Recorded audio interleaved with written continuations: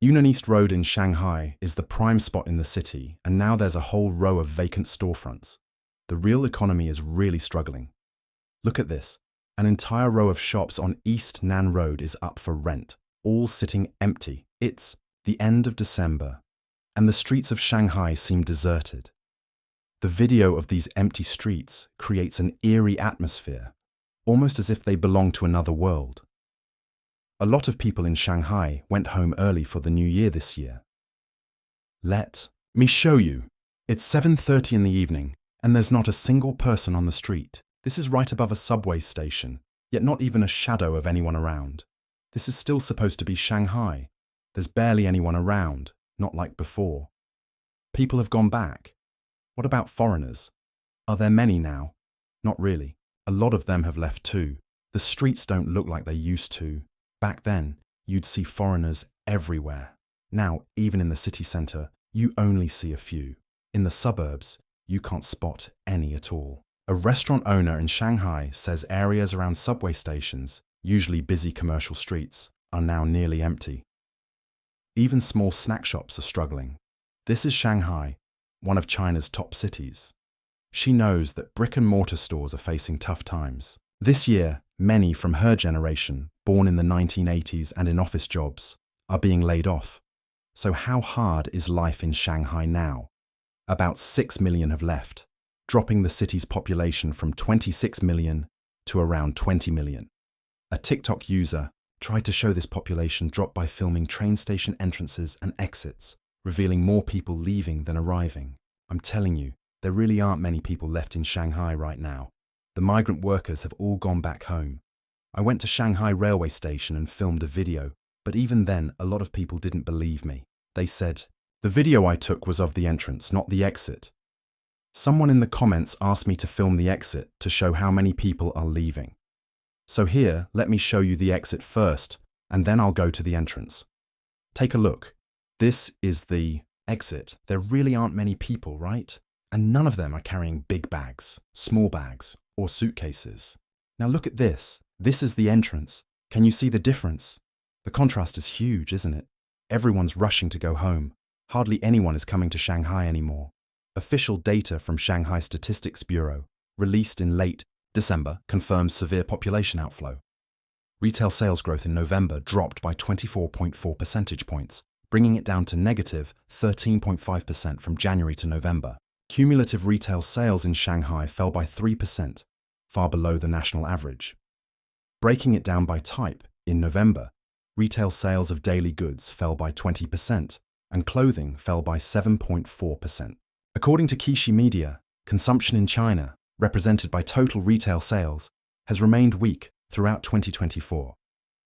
In top-tier cities like Beijing and Shanghai, retail sales growth has been even slower for several months, with sales posting year-on-year declines. As of November, retail sales in Shanghai have recorded negative growth for 9 months, while Beijing saw 7 months of negative growth.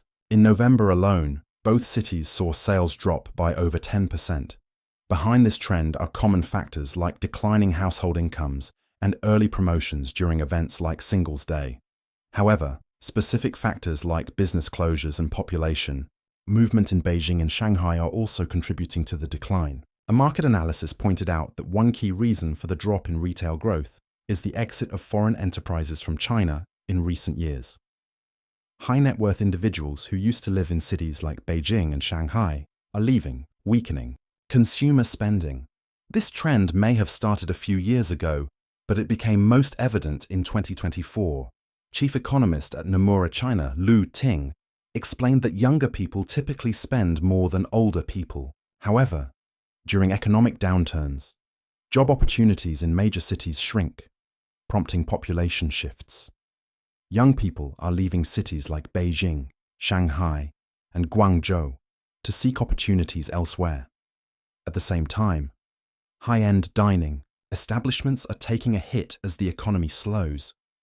These are all factors contributing to weaker consumption in Beijing and Shanghai. As businesses close and job opportunities dwindle, many young people from outside Shanghai who pay high living costs to stay in the city can no longer afford to stay. Official data from the CCP is tightly controlled and often unreliable. The full, true picture can only be gleaned from independent media and small street vendors. So how many people from outside Shanghai have actually left? Even the local TV stations in Shanghai don't dare to report it. Only the people working here, the street vendors, the ones with little stalls, they're the ones who really know. A couple of days ago, a self-me, in Shandong apartments, they were only 6,000 yuan each. Now it's easily 5 or 6 million per unit, completely unaffordable. 10 years ago, my sweet potato stall was doing really well, but in the past few years, fewer and fewer people are buying. I sell sweet potatoes for 5 yuan per half kilo, but locals in Shanghai don't eat them.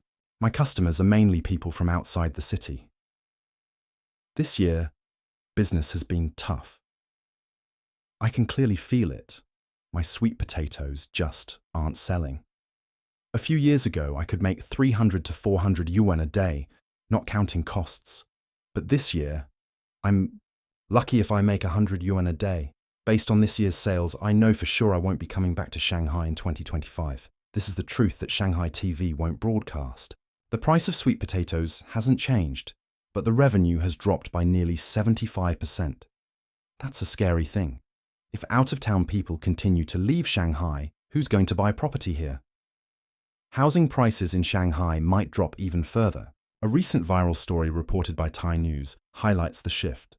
A college graduate returned to her hometown to work as a bus driver, earning a monthly salary of 2,000 yuan. This further illustrates how young people are increasingly leaving big cities to settle in smaller ones.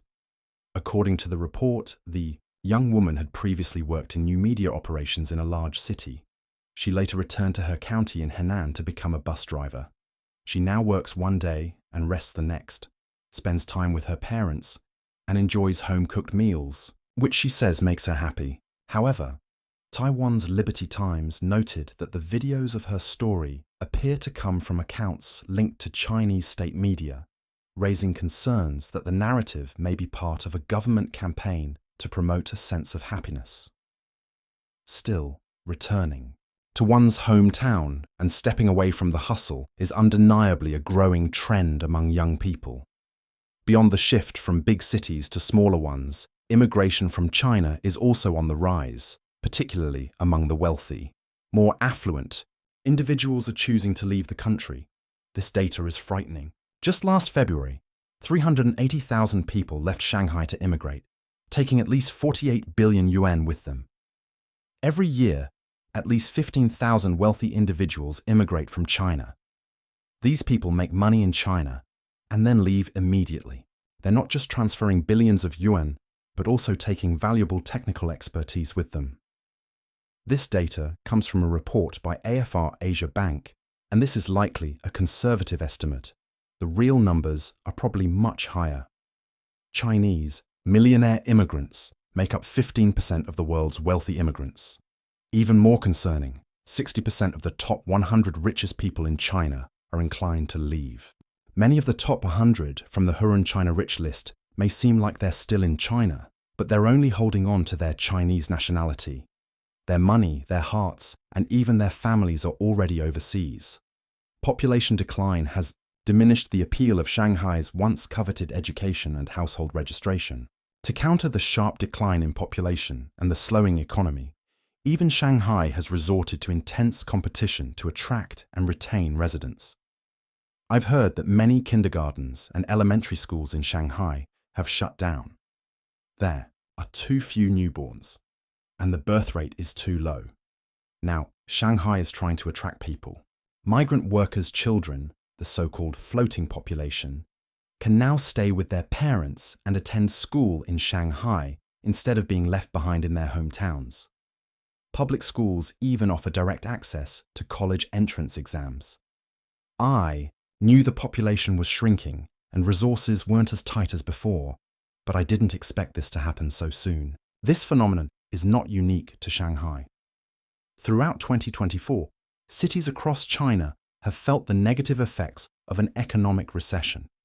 Some experts summarize 6 key terms to define China in 2024: decline, competition, struggle, immigration, sacrifice, and apathy.